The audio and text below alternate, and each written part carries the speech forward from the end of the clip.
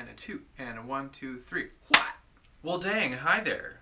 I'm Tom. I'm Galen. And we are back with your previously scheduled 15 minutes in FUME. That's right, we're still here, and apparently so are you. It's like, does the video exist without a viewer? If a fume is sniffed in the woods and no one is around to record it, and no one is around to watch that recording, did the fume even get sniffed? Well, I don't know. Maybe not? You've only had 3 cups of coffee, which is not enough caffeine to answer the deep questions, so... I mean, you know, it doesn't make me all knowing. It just makes me all... ing.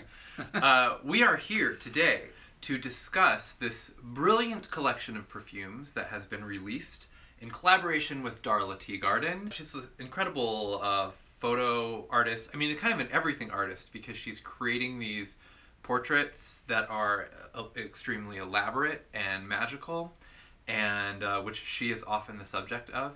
And they are now in a book by Skeleton Key Press called Alters, Alters, Alters, Alters.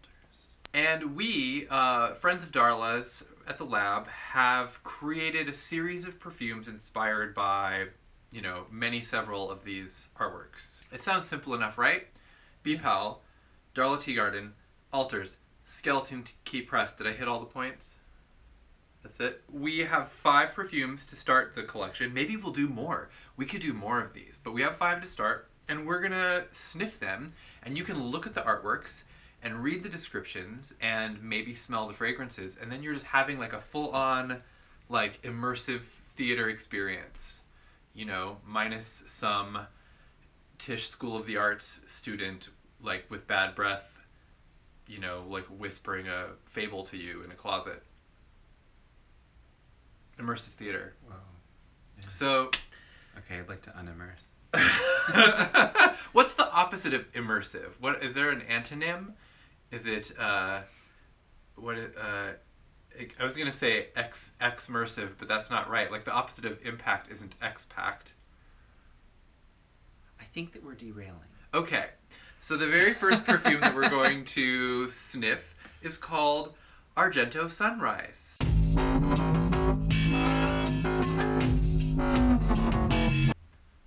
Damn, baby, what did you do to your hair? Do you like it? It's Argento Sunrise. The color on the box says Argento Sunrise. I'm just so happy that we have a perfume with Argento in the name. And, yeah. And it's like just a beautiful photo to go along with it. And it I'm like, really I totally get it. And I love it. The perfume is described as a pulsating... It's funny that I said the word pulsating and the sound started pulsating. Immersive. A pulsating, vibrant blend of king mandarin, lemon peel, and tangerine. Okay, so like citrus explosion. Splashed into a smear of red musk and Chianti. Mm. Mm-hmm, right? Mm-hmm. So someone had to do it. I'm surprised you didn't do it. You gotta be quick. You were there with it. I was like not ready. You were still listening for the beep. Yes. It's like this waiting for the other shoe to beep situation here with the ambient noise. Oh, it's like forever. Someone's vacuuming their car, someone, you know, there's stuff going on. Maybe the trash will get picked up. Like, we live in a vibrant urban landscape. Shall we smell the Argento Sunrise? Yes. Wow, okay, so, I mean, predictably, full on, the juice is loose, citrus craziness in the bottle. Because the musk has a kind of a smolder to it, there's something kind of like adult about it. It's not like, we're not talking like Sunny Delight here. No. It's Sunny D after dark. Yeah. Or I guess in the morning when the sun is rising. They should release a Sunny D after dark. I would watch someone drink it on a video maybe. Impressions. I'm definitely getting... I mean, obviously I'm getting the citrus. I can definitely detect the red musk in here, and it is blending really nicely with the citrus into this just like... It's like a fancy cocktail that would poison you. Like, you would go to sleep and wake up in 6 months. Right. There's definitely like... Did it say lemon peel? Am I crazy? Lemon peel. I'm smelling the lemon peel. Yeah, there's like a kind of a dry, like some of it is Dry. juicy and sweet, tangerine. Some of it is kind of dry and sharp, and that's like the lemon peel. Yeah. It does smell like a cocktail. I'm putting it on my skin. Okay. What I think is interesting is how much of the sweetness in this is not coming from the citrus. Like there is this kind of smooth sweetness that I think is the Chianti and the musk, you know? So I don't know what Chianti smells like on its own, and I don't think that I've ever had it. Is it just like a wine smell? Yeah. Okay. Right.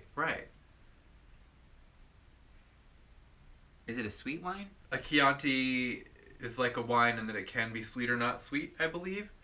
But I think that the combination of the fruits and the musk with the Chianti is making like there's whatever is sweet about this is coming across as like a kind of like a gently fruity, boozy, winey thing. That it's like the rim has been rimmed with a like piece of fruit, but like you know what I'm saying? Like you get the an aromatic tinge of all of the citrus kind of like rising off of it, but like the sweetness seems to come from this like mellow dark place. Like it has a kind of a bloodiness to it, I'm happy to report. It's very interesting. Weirdly, the citrus is reminding me of like candy almost, like shock tarts, but like if there was like a shock tart beverage that was alcoholic. So I'm not. That's just what I'm getting. That's you. I'm getting. For me, it's like a fully different. I mean, also we're smelling different bodies. Smelling different bodies. I'm really getting the lemon peel. I'm not. That's what I mean. It's got like a twist, like a garnish going on. Yeah. For me, like this is really reminiscent of the blood popsicle scent that we did for Only Lovers Left Alive. Without that coolness. Exactly, which means they would pair really well together, I think. Yeah. If you really want to go in, like, all in on your bloody citrus scentscape. I really like this. So just next time you go to, like, the cocktail bar, maybe at a fancy hotel, just ask them for an Argento Sunrise and see what you get. And if they ask what that is, you should smile mysteriously and decline to elaborate. You're like, well, obviously I'm not going to be drinking here if you don't have what I want. Oh, you don't know? Well, you have a good evening. Pathetic. I really like this. It's, yeah, like you got a Manhattan and some shock tarts. That's what I'm thinking. I'm not changing my mind. Yeah, for me, this is like a brunchier drink. It's one of those brunches where you know how brunch, like in New York, would go until like 4. And this is a brunch that actually goes until like 6 a.m. the next day, yeah. and then that's when you have the Argento Sunrise. So yes, that's it. Well, let us move along to Black Ice Sleeper.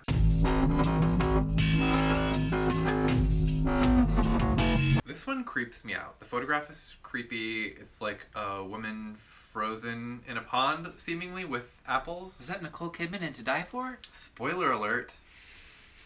Yes, it is. No, it's not.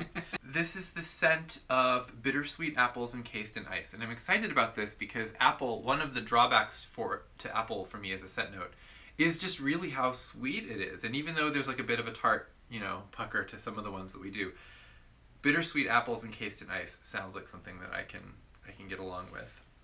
So if someone has to get frozen into a pond in order for us to have this scent, like, collateral losses. So, well, I can smell it fully from a foot from my face. Apple is not a shy note. No. An apple a day in the right quantities could keep everyone away. You know what I'm saying? Wow. Ooh. Wow. So this is another fancy cocktail for me. Black Ice Sleeper. So it reminds me a little of our poisoned apple blend in that there's just something like extremely unsettling about it. It's like what should be like a familiar, maybe like comforting scent, and there's just something twisted about it to where you're just like, this is not a story where everyone survives. It has a bit of a frozen quality. It does. I can't really tell what that is. Right. It's not like minty. No, I might be picking up a bit of juniper. Like, I know sometimes that can be part of what cools things down. But whatever it is so smooth, it's not like really jarring, you know? It's not like apples and this. It's blended together really seamlessly. I can barely tell where the frozen ends and the fruit begins, which is why I have a hard time, you know, at the grocery store. Am I in a different aisle? I don't know where I am. Will you look at me and tell me if you've known me before? Excuse me, where is the produce? Wow. So what's interesting about this is I was expecting it to kind of like resemble a little bit of the razor blade candy apple that we did for Halloween. It doesn't at all. I wonder what apples these are. What apples are they? What? Yeah, it's really because it's not like tart like a Granny Smith, and no. It's not like a juicy red apple. No. They are bittersweet. There is the sweetness and the tartness. And yes. That's what's mixing me up. Right. Was it like a pink lady? No, this is a dark lady. Is it like, what are this is the share of apples. Like the ice really, I don't know, brings it into this like soft plate. If you like something that is like sweet and fruity but also kind of like swirling mysterious, I think that this could be it. I want to say my idea that's not grounded in reality, and I'm not a perfumer, but I think there might be a black tea in it, but I can't tell for sure. But there's something that's like why maybe the bitterness, like whatever's in there that's bitter, could not be like necessarily tracking apple. I think there's some witchcraft involved that is like taking this gently out of the apple, you know, wheelhouse. But it's so beautifully and smooth, and you get this like real scent of like texture, like the colors and I mean it really there's this synesthesia with the images, which Elizabeth Burial, our perfumer, has obviously tried to create, and I just have to say well done. Yeah. Because I feel like I'm smelling the photograph. Isn't that crazy? Yes.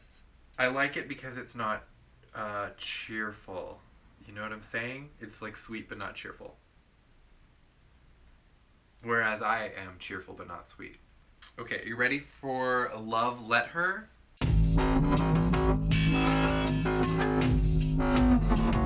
Correct me if I'm wrong, but this might be our BPAL's preeminent head in a jar perfume.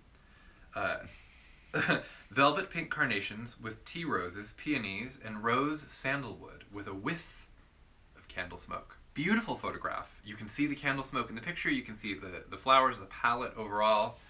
It really gives a sense of like what this might smell like before you even dip into it. I'm a big fan of carnation, rose, all of it. I'm ready. It said velvet pink carnations. Like the whole thing is just very velvety. Yeah. It's like you can feel the contrast in your brain being lowered so that things just kind of like fuzz out. Carnation's very robust, like right off the bat. I'm not really getting the rose or the sandalwood so much, but I do get a hint of that candle smoke. Yeah. I mean, with a lot of flowers crowded in like that, it can be very tough. There's a melee at the beginning, you know. This really gives the sense of like a place that was recently occupied by something, you know, vibrant.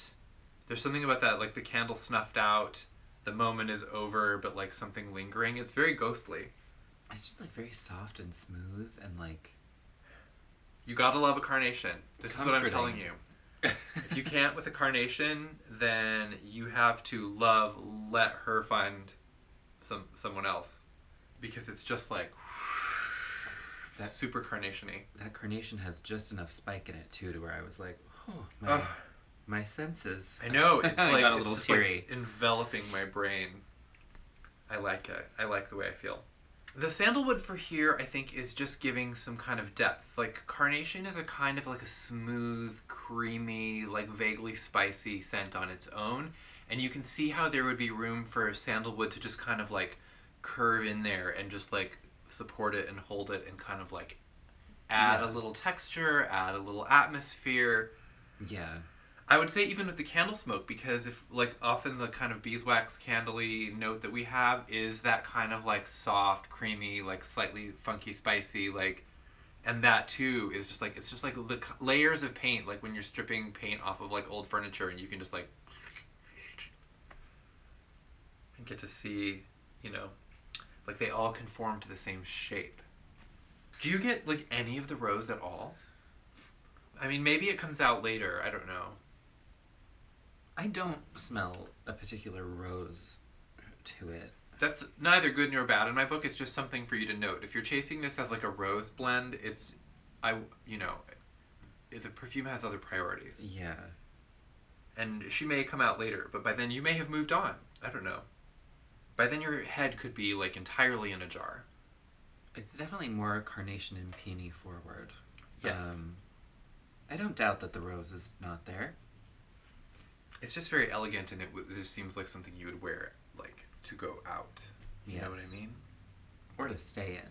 Well, you know, you could put it on with the intent of going out and then ultimately staying in, which is something I know people do a lot. So now we're going to move on to Prairie Witch.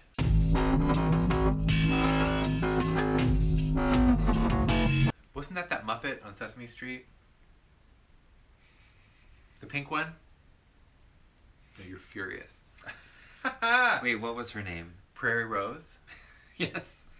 Okay. I loved Prairie Rose. So much that I forgot her name. Right. So the scent is pumpkin rind and wild grasses, bourbon-soaked apples, they're back, tonka bean, smoked vetiver, and a mulled brew of star anise, clove, and black peppercorn. Now, the photo of this is fully a witch. Yeah, at a prairie. Prairie Witch. I believe those are those pumpkins in the background? They look like it. I think there do be some pumpkins. So, yes, I like that it's kind of like a daytime witch, as far as you can tell. She's just like off to do her errands. When you live on the prairie, life is hard, and things have to be done at the moment when they need to be done, and that's that. So, yeah. Just because you're a witch doesn't mean you get to cut corners. So, okay. Okay, I can know that this is going to be like a favorite for a lot of people because this is straight up like belongs in the Halloween collection. That pumpkin is right there, just like ready for you. It's that like clean, pale flesh of the pumpkin. It's spicy right off the bat, both in kind of like a sweetened way, but then also there's that peppercorn, so that it's just like don't get too comfy. Oh, this is so rich. Yes. Oh, it reminds me a little bit of the pumpkin smut that we made for Smut-O-Ween. And just it's like this kind of lavish thing that like envelops you entirely, and then you just go somewhere else for a while and only reluctantly return. And the apples, I mean, we're still just smelling in the bottle. Like, I'm getting that, like, you know, bite of apple, but she knows her place. Like, there are a lot of other ingredients in this Prairie Witch cauldron. There's just a kind of a whoosh to it as it, like, all comes over you. This is that experience, I think. A lot of people don't like perfume, especially perfume oils, because of that overwhelming quality. Other people just, like, hope to be overwhelmed by an aesthetic experience like this. And here it is. The spices, the anise and the clove, are like there, but they're not like crowding in. It really seems to be. It's like the that something about the pumpkin, apples, grasses, vetiver, like just like a nice, scrumptious, witchy outdoor melange. Does it smell boozy to you? I think it's just because of the mold. It might actually, because it says mold with a brew of... And bourbon-soaked apples. Oh yeah, the bourbon, right. I forgot about the bourbon. I'm definitely smelling the bourbon. Yes. And I can tell as this dries down that the grasses and such are going to kind of step forward a bit, because some of the sweeter stuff is going to like burn out of here, you know? It's like the person who shows up early to the party and makes a big ruckus and then vanishes as soon as other guests arrive. It's just like the fall scent. Yeah. That Prairie Witch is hosting a Monster Mash that you will remember for the rest of your life in that prairie. It's like there's so much going on in here. Yeah. But I feel like I'm... It does form an overall cohesive picture, though. Yeah, I just feel like I'm there. It's really nice. I want to say there's almost something kind of candly about it on me right now. And I don't know what that is. Is it like a smokiness? I guess it's probably like the vetiver mixing with other stuff. Just like a real easy to love crowd pleaser if you're into the spooky fall shit, which is kind of, our whole thing. You ready to do one more? Yeah. We have one more. Vigil for the Harvest Suitors.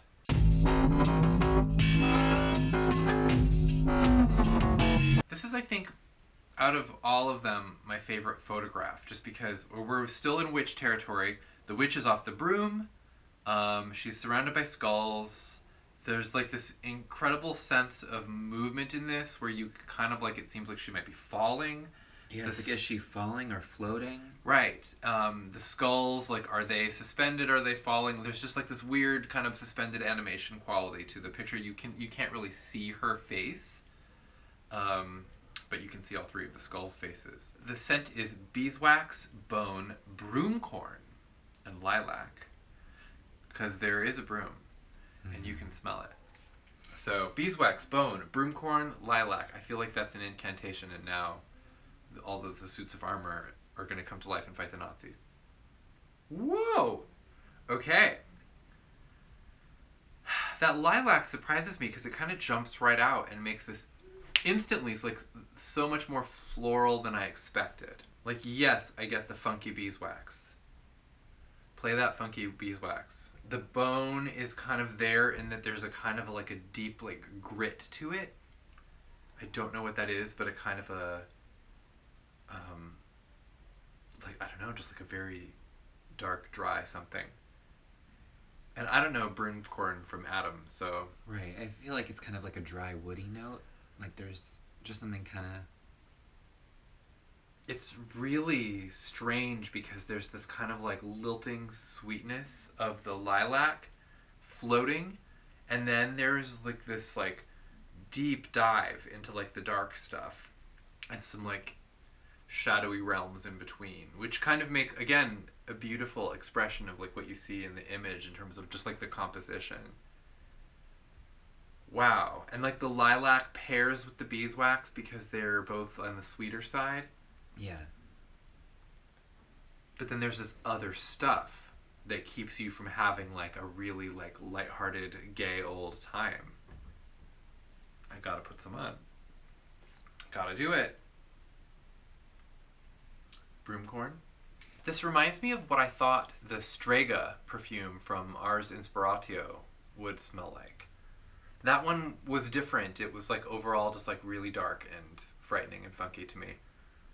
This is like, it's a little more femme because of that kind of, it's like a really soft romantic floral quality to it, which I think is really nice when you think about like, we're just talking about the harvest suitors who apparently are now skulls. We remember them so fondly. They were really nice. It's very unfortunate what had to happen to them. Yeah. Unavoidable, but unfortunate. Yeah, it's got this like sentimentality, but then also this kind of like deep unsentimentality, and I mean, if that's just like, the heart of the witch for sure. Like somehow wistful and creepy. Yes. At the same time. I am so sorry that I have to remove all of your limbs. It's in the book. It's what the book says. I have to do it. I am sorry. If it helps, I am sorry.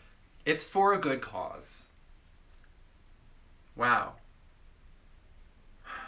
I mean, this is like, if you kind of like a light and dreamy floral, but you also want to like scare the shit out of somebody, I think this is the perfume. It's like a cottagecore meets like Bluebeard's hallway. Wow. Yikes.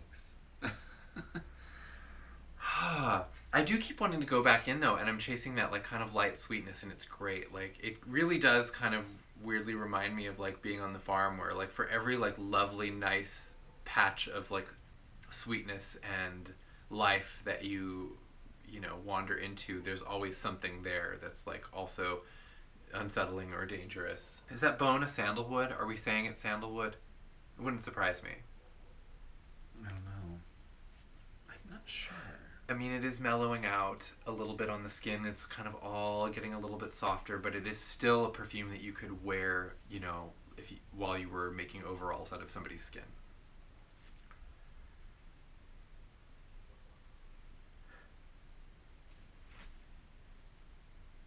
And as much as I am focusing on the floral, I go back and sniff the Love Let Her, and it's just like suddenly the needle jumps like all the way up. So it is actually relatively subtle in terms of florals.